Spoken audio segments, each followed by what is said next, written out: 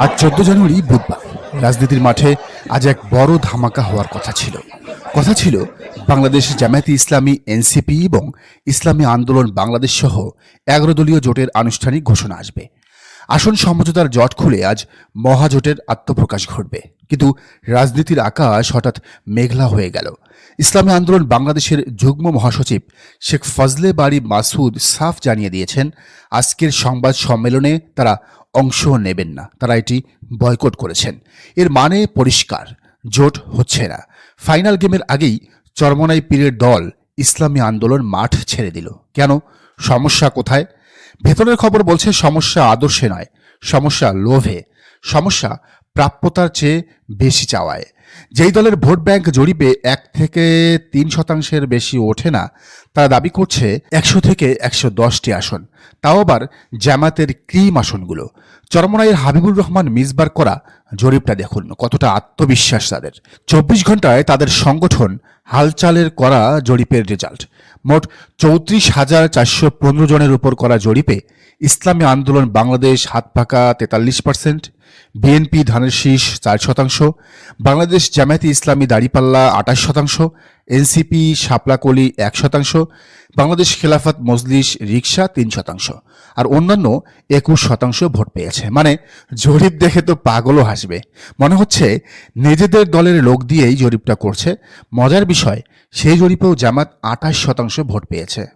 আজকের এই মেগা রিপোর্টে আমরা দেখব কেন চরমনাইয়ের এই সিদ্ধান্ত শিয়ালের লেজ কাটার গল্পের মতো হয়ে যাচ্ছে, এবং কেন ইতিহাস বলছে চরমনাইকে বিশ্বাস করা মানেই রাজনৈতিক আত্মহত্যা। রাজনীতিতে একটা কথা আছে, morning shows the day. Charmonai যে জাতীয় নির্বাচনে এমন করবে তার ট্রেইলার আমরা ছাত্র সংসদ নির্বাচনেই দেখেছি। ঘটনাটা মনে করুন, ডাকসু এবং জকসু নির্বাচনের আগে ইসলামী ছাত্র শিবির উদার মানসিকতা নিয়ে চরমনাইয়ের ছাত্র সংগঠন ঈশা ছাত্র আন্দোলনকে ঐক্যের প্রস্তাব দিয়েছিল। এমনকি বিএনপিপন্থী এক সাবেক ছাত্রনেতাকেও ডাকা হয়েছিল। শিবির বলেছিল, এসো আমরা ফেসিবাদ বিরোধী একটা কমন প্ল্যাটফর্ম করি।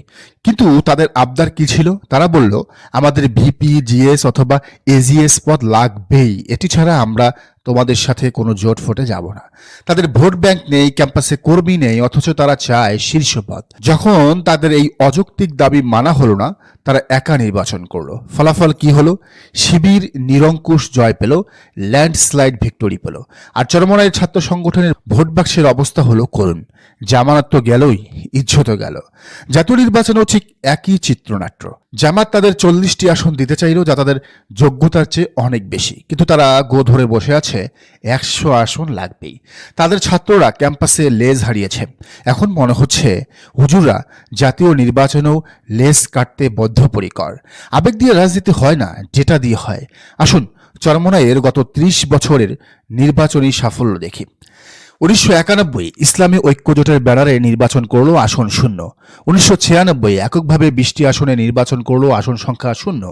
2001 এরশাদের জাতীয় পার্টির সাথে জোট বাঁধলো এবং 23টি আসনে নির্বাচন করলো, আসন সংখ্যা শূন্য। 2008 167টি আসনে এককভাবে নির্বাচন করলো, ভোট পেল মাত্র 7,33,000, আসন সংখ্যা শূন্য। 2018 দেশের সর্বোচ্চ 300 আসনে প্রার্থী দিল, সারা বাংলাদেশে ভোট পেল মাত্র 1.5%, অর্থাৎ আসন সংখ্যা শূন্য। যে দল গত 5টি জাতীয় নির্বাচনে একটি সিটিও জিততে পারেনি, তারা 2026 সালে এসে জামাতের কাছে 110টি আসন চায় কোন লজ্জায়? জামাতের ঘাড়ে চড়ে জামাতের ভোটে জিতে তারা এমপি হতে চায়। একেই বলে পরের ধনে পোদ্দারি। তারা জানে একা দাঁড়ালে জামানত থাকবে না, তাই জোটের সুযোগ নিয়ে জামাতের 10 থেকে 12টি নিশ্চিত আসন হাইজ্যাক করার ধান্দা ছিল তাদের। অনেকে হয়তো জানেন না, ইসলামী আন্দোলন বাংলাদেশ শুরুতে কোনো একক পীরের দল ছিল না। এটি গঠিত হয়েছিল শাইখুল হাদিস আল্লামা আজিজুল হক, আল্লামা দিলওয়ার হোসেন সাইদি এবং চরমনাই পীর সাহেবের মতো শীর্ষ আলেমদের সমন্বয়ে। লক্ষ্য ছিল ইসলামী হুকুমত কায়েম করা। সিদ্ধান্ত ছিল দলে কোনো নির্দিষ্ট আমির থাকবেন না।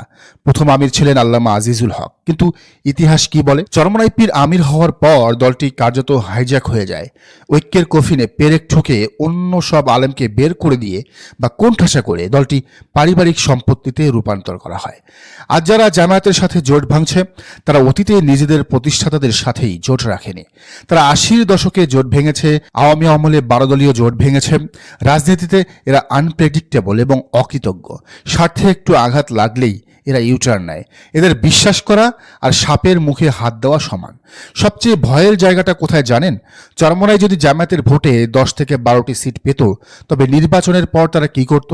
আমাদের ইনসাইট এবং তাদের অতীত আচরণ বলছে তারা জামায়াতের সাথে থাকতো না। তারা সংসদে গিয়ে বলতো জামায়াতের আকীদা ঠিক নেই, তাদের সাথে সরকার গঠন করা যাবে না। তারা এই 10টি সিট নিয়ে বিএনপির সাথে বার্গেনিং করত। 2টা মন্ত্রণালয়ের লোভে তারা জামায়াতকে বিরোধী দলে বসিয়ে দিত। তাদের ছাত্ররা যেভাবে ক্রমাগত জামায়াত ও শিবিরের বিরুদ্ধে উস্কানি দিচ্ছে, অকথ্য ভাষা ব্যবহার করছে, তাতে বোঝা যায় তাদের অন্তরে ন্যূনতম শ্রদ্ধাবোধ নেই।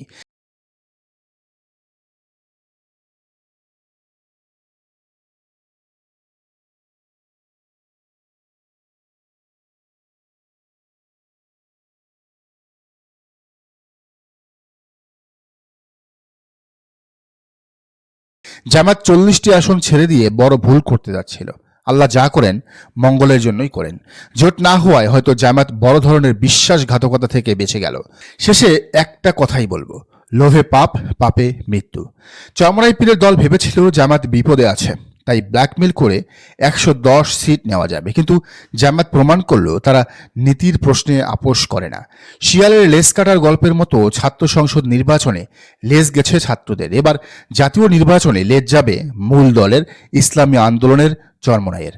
জামাতের লক্ষ্য ছিল একটি শক্ত বিরোধী দল বা সরকার গঠন করা, যেখানে সব ইসলামী শক্তি একসাথে থাকবে। কিন্তু চরমোনাই সেটাকে দেখল সিট বাণিজ্যের সুযোগ হিসাবে। 11 দলের সমঝোতা অটুট না থাকায় রাজনীতিতে নতুন সমীকরণ আসবে। তবে জামায়াতের এতে কোনো ভয় নেই, কারণ তাদের নিজস্ব ভোট ব্যাংক এবং 5 আগস্টের স্পিরিট তাদের সাথে আছে। বরিশালের একটা সিট হয়তো চরমোনাই পাবে, কিন্তু সারা দেশে তারা আবারও সেই জিরোর বৃত্তেই ঘুরপাক খাবে। আসলে চরমোনাইয়ের উচিত কি ছিল জানেন? চরমোনাইয়ের উচিত ছিল জামায়াত আমিরকে বলা যে, আমির সাহেব, আমাদের তো সাংগঠনিক কোনো জোর নেই, আমাদের আসলে নির্বাচন করার কোনো অভিজ্ঞতাও নেই, আমাদের টাকা পয়সাও নেই। আপনাদের উপর দায়িত্ব ছেড়ে দিলাম, আপনারা আমাদেরকে 10টি আসনে জেতাবেন এবং 2টি মন্ত্রণালয় দেবেন, তাহলেই আপনাদের সাথে আমাদের জোট হবে, গিভ অ্যান্ড টেক। তাহলেই কিন্তু লেটা চুকে দিত। এরা 100টা আসনের লোভ দেখাইতে যায় বেশি বেশি বেশি বেশি করে ফেলছে। এখন হয়তো একটা আসনও তারা চোখে দেখবে না, কারণ সারা দেশের সব ভোট মিলেও তারা একটা আসনের ভোট পাবে কিনা সেটি নিয়েও সন্দেহ আছে। এখন ঘৃণা না ছড়িয়ে, সংঘাতে না জড়িয়ে সময়ের বিচারে লাভ ক্ষতির হিসাবটা তোলা থাকলো 12 ফেব্রুয়ারির জন্য। দর্শক, আপনার কি মনে হয় চরমোনাই কি তাদের ভুল বুঝতে পারবে, নাকি তারা ইতিহাসের আস্থা করে নিক্ষিপ্ত হবে? জানান মন্তব্যের ঘরে।